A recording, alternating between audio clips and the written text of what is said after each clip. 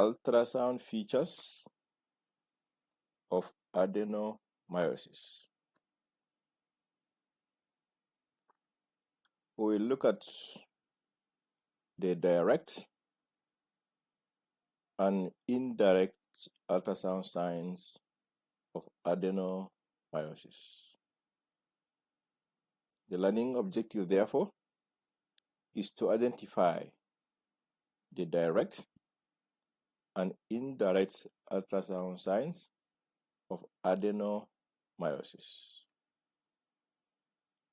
All images for this presentation were of patients managed in 2 hospitals in Maiduguri, the capital of Borno State.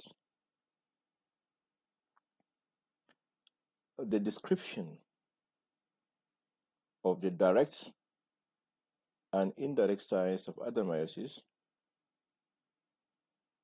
were based on the paper by the Musa Group, published in 2015, titled Terms, Definitions, and Measurements to Describe Sonography Features of Myometrium and Uterine Masses, a consensus opinion from the Morphological Uterus Sonographic Assessment Group. It is also based on this paper, published in 2022, titled Consensus on Revised Definitions of Morphological Uterus Sonographic Assessment Features of Adenomyosis, Results of Modified Delphi Procedure. This is a photo micrograph of the myometrium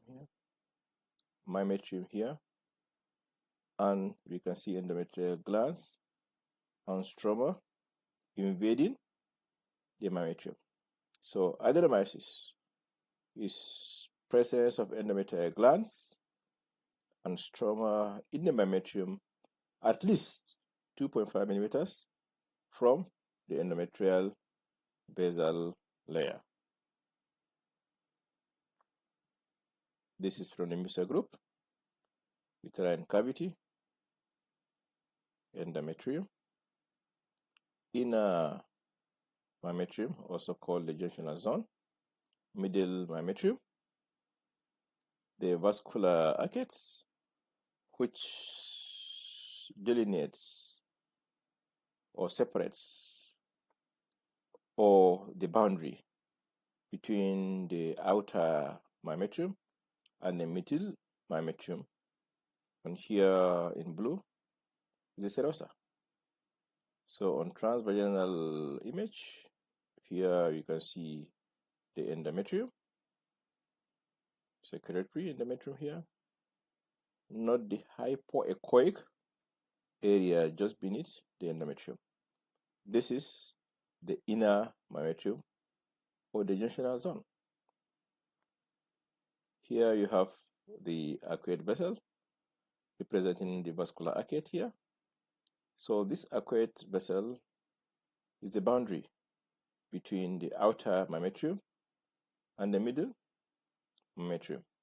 And here is the serosa. On trans-abdominal image, here you can see the uterine cavity with some fluid. The inner myometrium is not clearly defined here. This is the middle myometrium, the vascular arcade, then the outer myometrium, and the uterine serosa. There are 3 direct signs and 6 indirect ultrasound signs of adenomyosis. The direct signs are echogenic lines and buds, echogenic islands, and myometrial cysts, while the indirect signs are asymmetrical uterus, globular uterus, irregular junctional zone, interrupted junctional zone, shadowing, and translesional vascularity. So we have 3 direct and 6 indirect signs. So giving us a total of 9 ultrasound features of adenomyosis that we look at.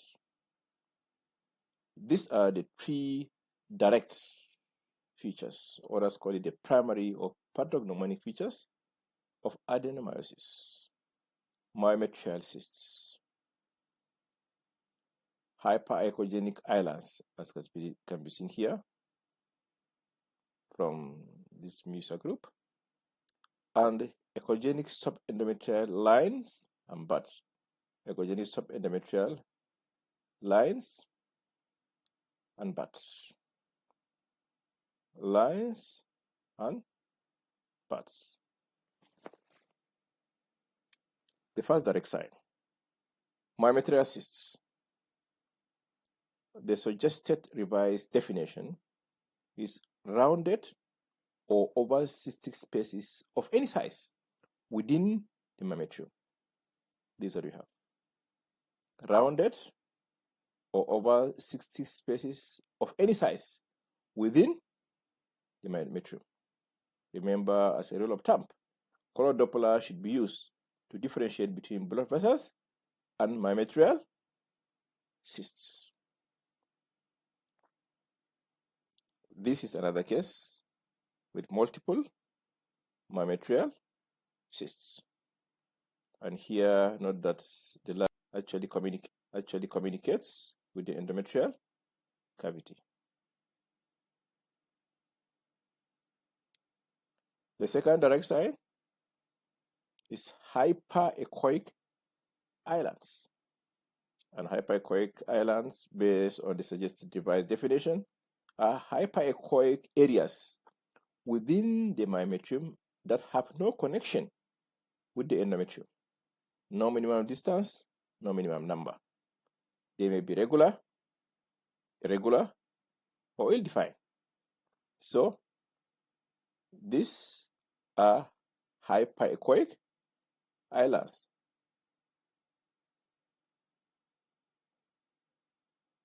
Hyperechoic islands have no connection with the endometrium. These have no connection with the endometrium. Here we have an island. And again, look at this 3D rendered image. And note this area is not in contact with the endometrium. Here you have endometrial lines, here you have bud, but this looks like an island.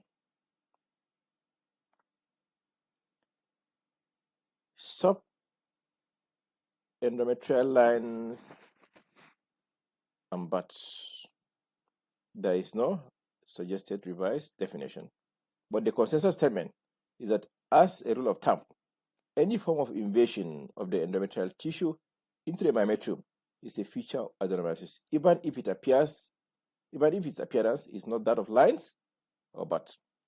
Here we have endometrial line here, endometrial line here, another endometrial line here, endometrial line here, and endometrial buds. Here again we can see endometrial lines here and endometrial buds. Again here we can see this is the endometrium, this is the myometrium.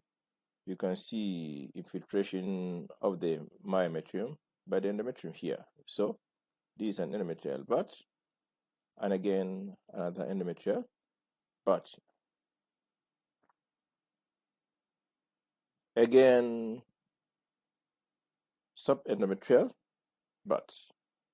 You can see the thickened endometrium, not the endometrial bud here, not the associated fibroids, and not the specimen at histology. Here you can see coexistence of uterine fibroid with adenomyosis and also endometrial hyperplasia. You can see the confirmation at histopathology. Endometrium glands and stroma invading the myometrium. The indirect signs: The six indirect signs of adenomyosis: asymmetric thickening,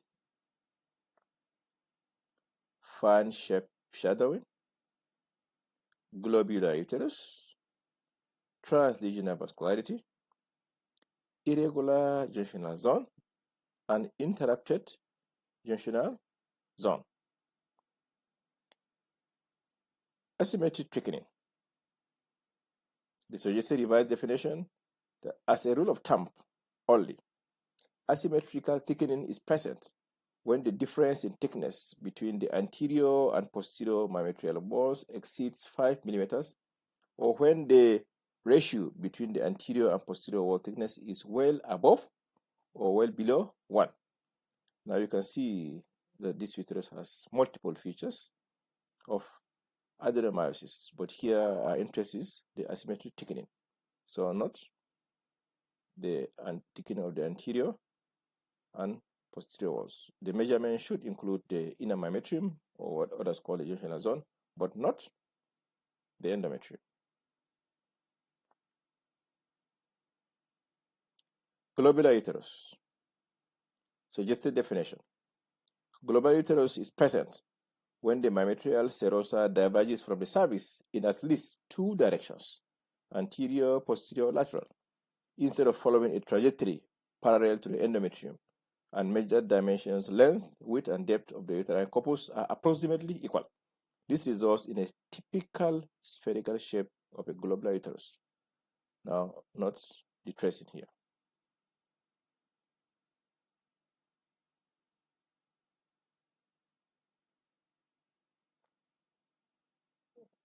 This results in the typical spherical shape of a globular uterus. By the way, this is Nabotian follicle, not a myometrial cyst. Irregular junctional zone. The junctional zone can be irregular because of cystic areas, hyperechogenic dots, and hyperechogenic buds and lines. Ultrasound measurement of junctional zone thickness has currently no role in clinical practice. This image depicts the normal junctional zone, as can be seen here. If the junctional zone is normal, for all intents and purposes, adenomyosis can be ruled out.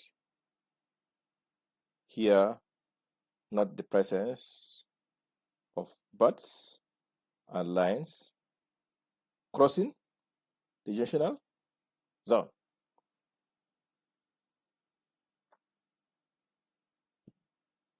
Interrupted junctional zone. There is interruption of the junctional zone when a proportion of the junctional zone cannot be visualized on either 2D or 3D transvaginal ultrasound in any plane. An uninterrupted junctional zone means that the junctional zone is clearly seen in all planes on 2D ultrasound or in all planes on 3D ultrasound. This image shows an uninterrupted junctional zone. Here you can see an uninterrupted junctional zone here up to here. But what happens here? Interrupted junctional zone, an indirect sign of adenomyosis. There is no suggested revised definition for transdigital vascularity, but there is a consensus statement. Assessing vascularity is helpful in discriminating between fibroid and adenomyosis and between subendometrial cysts and blood vessels. As a rule of thumb, transdigital vascularity is more likely to be present in diffuse adenomyosis, while circumferential vascularity may be present when there is an adenomyoma. As you can see, this patient had both endometriosis interna and externa, and not the cirrhotic uterus and the transdigital vascularity.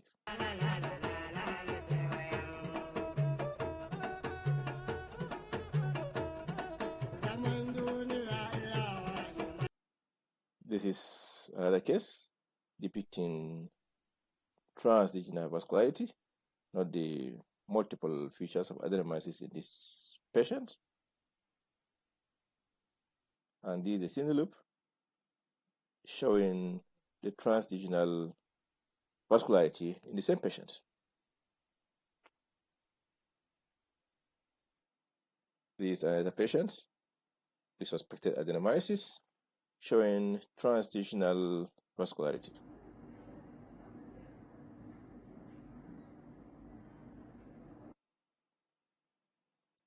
Fan-shape shadowing. Suggested revised definition: presence of hypoechoic stripes behind the myometrial lesion, sometimes alternating with linear hyperechogenic stripes. Could be slight, moderate, or strong. This feature is best assessed in grayscale images without the use of color Doppler, as can be seen here. Look at this myometrial cyst, and not this black, white, white stripes, which can be either described as slight, moderate, or strong. These appearances are similar to Venetian blinds. As you can see here, white, black, white, black, white, black, as also seen here. Now let's look at the evolution of the direct signs, which are the primary or the pathognomonic signs of adenomyosis. At the beginning, you have echogenic subendometrial lines, as you can see here. Echogenic subendometrial lines. Then later, echogenic subendometrial buds. And then hyperechoic islands, as you can see, not connected to the endometrium. And the myometrial cysts. So, let's look at this illustration below. It starts as endometrial lines, then buds, endometrial buds, then hyperechoic island, and myometrial cysts, which ultimately will give rise to fan-shape shadowing, which is a secondary feature anyway. So let's look at a few pitfalls. Look at the heterogeneous nature of this uterus compared with this image, but note that the echogenic line here is perpendicular to the endometrium. Here is parallel to the endometrium. So the one that is described as a primary feature commonly is perpendicular to the endometrium. This others described as myometrial deserts rather than subendometrial lines. Note the anterior-posterior asymmetry here. It could be because of rotation of the uterus or uterine contractions.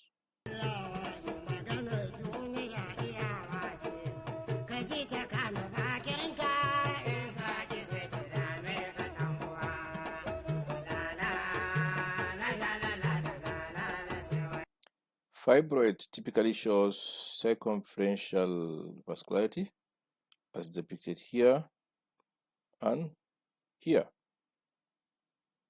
But when it undergoes degenerative change, as in this case during pregnancy, one can have both circumferential and intralesional vascularity. This was a case of fibroid coexisting with adenomyosis, depicting intralesional vascularity.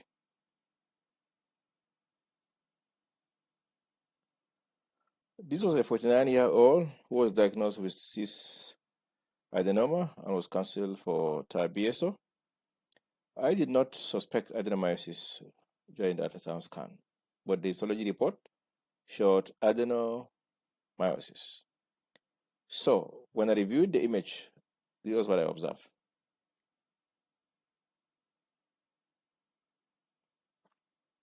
Okay, so I will take that again.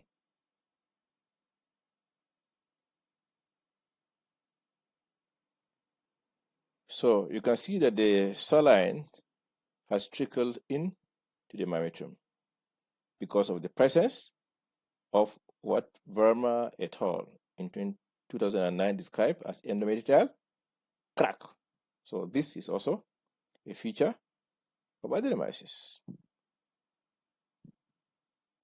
This on HSG is what is described as the lollipop diverticulum. So our take-home message is that there are 3 direct ultrasound signs of adenomyosis, and they are subendometrial lines and buds, echogenic islands, and myometrial cysts. And the 6 indirect ultrasound signs are asymmetric uterus, globular uterus, fan-shaped shadowing, irregular junctional zone, interrupted junctional zone, and transdigital vascularity. What determines the different ultrasound features are the relative proportions of the endometrial glands and stroma that invades the myometrium and the response of the myometrium to the presence of the endometrial tissue within the myometrium.